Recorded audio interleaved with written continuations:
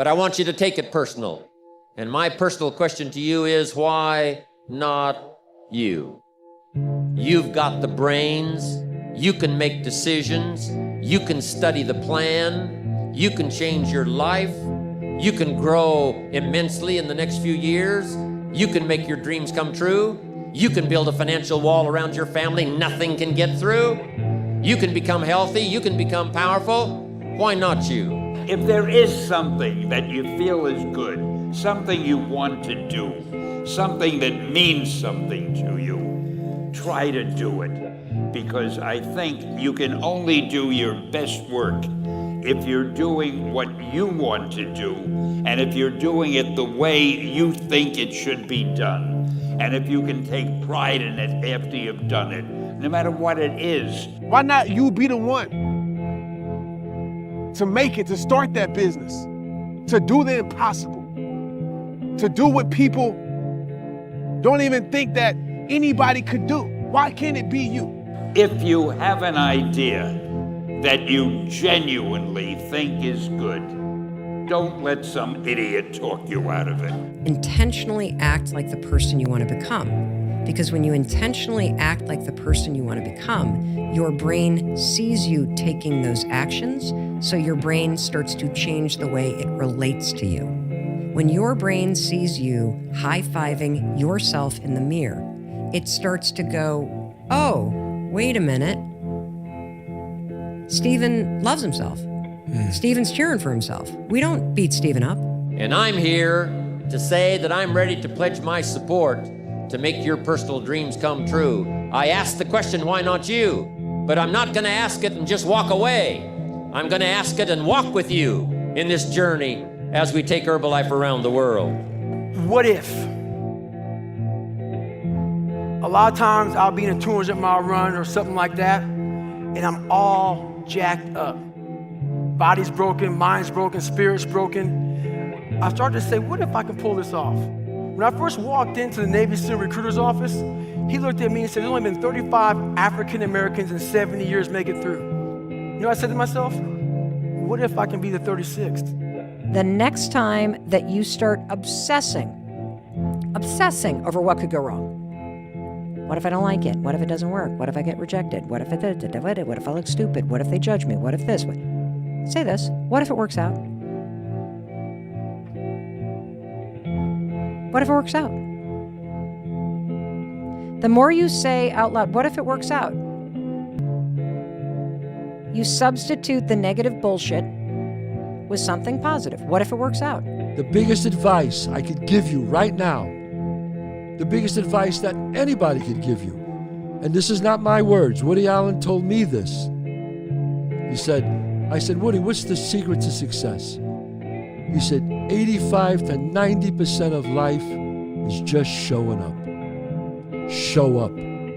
If you show up, there's a chance something could happen. It's the what if I can pull off a miracle. What if I can become someone that no one thinks I can be? And just me talking about that, I have the hair going up on my arms because it makes me just like, what if? I don't care what you're going to do, but go out there and make something of yourself for God's sake. Be an honest person and work and get to the top of whatever it is that you want to get to the top of. You know, and stand up for yourself like a respectable human being and be a bit of a light on the world instead of a blight. Where is the wealthiest place in the world? Do you know?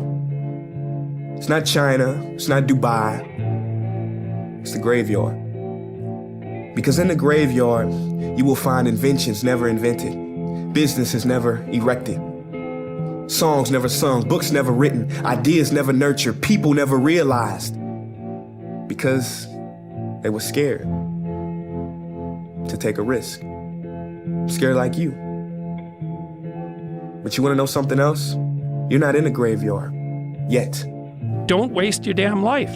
And then you think, well, why would people be resistant to that message? It's like, well, you really want to wake up and figure out that you're wasting half your life? And you know, when people do that kind of wasting, they actually hate it. There's this feeling of kind of internal rot and corruption that goes along with it. It's like, yeah, well, you're wasting your life. It's like, so it's painful. It's painful to recognize that. Then it's painful to think, oh my God, look how undisciplined I am. I don't know anything. I can't use a schedule. I can't stick to a calendar. I don't have any aims. I don't know anything about the world. It's painful to understand how much of what you're doing isn't productive. Don't waste your life. Set your goals high. Quit thinking about what's wrong. Start thinking what's right. Love a little more, hate a little less. You have no idea what you're capable of doing. Make up your mind today, you're gonna figure it out. We have to be here, we have to be in it and make the most of it. We have to live our dreams now because they are possible. An hour lost today is an hour lost forever. You could be way more than you are. If you're in a dark and terrible place and someone says you're okay the way you are, then you don't know what to do about that. It's like, no, I'm not. I'm having a terrible time and I'm hopeless. You're okay the way you are. Well, then what? That's it? That's where I am? And what do you want to tell a young person? You're 17. You're okay the way you are. It's like, no, you're not. You got 60 years to be better. And you could be way better. You could be incomparably better across multiple dimensions. And in pursuing that better, that's where you'll find the meaning in your life. And that will give you the antidote to the suffering. Life is one big psychological warfare that you play on yourself. You play on yourself, man. The most important conversation I ever had is with myself. You have these tools. You have these tools. Your life was basically the perfect grounds for training for where you need to go in your life. All the beatings, all the bullying, all the, you going through learning disabilities, all the struggles, it was the absolute perfect training ground for you to go to where you need to go. And that's how I started looking at my life. You should treat yourself as if you're valuable, especially in potential. But you should concentrate on who you should become, especially if you're young. And so let's say you're miserable and nihilistic and chaotic and depressed and all of that now, and you have your reasons, terrible parenting, abuse, all of those things. It's like, well, you should feel good about yourself. It's like, no, it's not the right message. Is that it's more like you should understand how much potential there is within you to set that straight.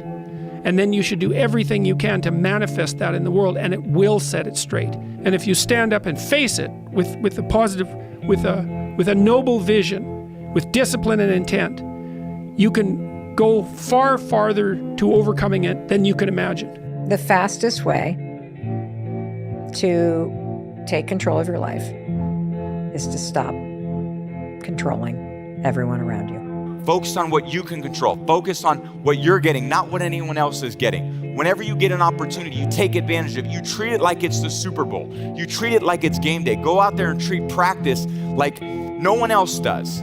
You have no idea how much energy you are burning through, thinking about, worrying about, obsessing about what other people are doing, what they're not doing, what they're feeling, all of which you have zero control over. You are your own hero. You are your own leader. You are your own master. And that is a big one because we idolize so many people and we want to be them. We want to be someone else. And in doing that, you lose all the potential of who you are. You mimic, you be them, you are them, you become them, and you lose you. You focus on you and only on you to become the best person you could be for others. Because we leave a lot on the table, not searching who we are. And then therefore, you die not knowing your greatest potential.